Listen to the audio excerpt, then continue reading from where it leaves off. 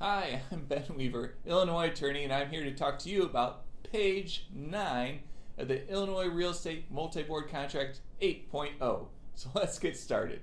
There are 4 paragraphs on this page, and the first paragraph goes into business hours and business days for the contract.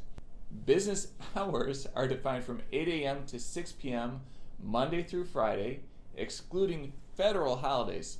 So not including state holidays, not including county holidays, only federal holidays. This paragraph also says that if the parties, when they're first creating the contract, they make a mistake and they put the closing date on a Sunday, then that closing date is already moved to the next business day. So you put on a Sunday, we're actually closing on a Monday, just in case someone makes a mistake. Paragraph 26 goes into the types of signatures that are allowed. The contract allows buyers to use both electronic signatures and regular handwritten signatures. They both work, so don't worry about it. You can have it signed through DocuSign or you can sign it in person. Either way will work. All right, the next paragraph, paragraph 27, is a doozy. It goes into directions to the escrowee who's holding on to the earnest money. So hopefully everything works out and the parties close and we get to the closing date and whoever's holding on to the earnest money gives it to the title company and the title company factors it into the closing documents.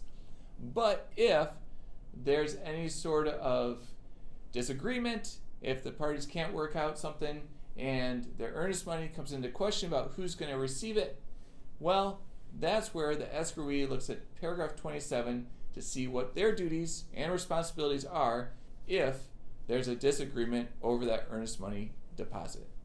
So here we are, the last paragraph on this page, paragraph 28, notice. How does one party notify the other party about an issue? Well, you can send a letter, you could have it delivered overnight, you can personally deliver it, you can put it in the U.S. mail. Most people don't go that far. Most people would email. If email for some reason doesn't work, you could always fax it. The important thing is that you put it in writing and it's delivered from one party to the other party.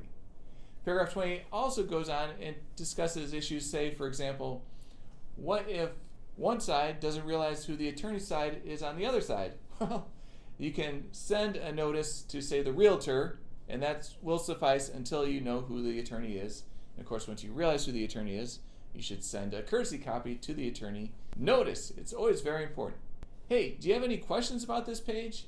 Leave them in the comments below. I'm always happy to answer, review, help you out any way I can. I'm Ben Weaver, Illinois attorney, and I'll see you in the next video.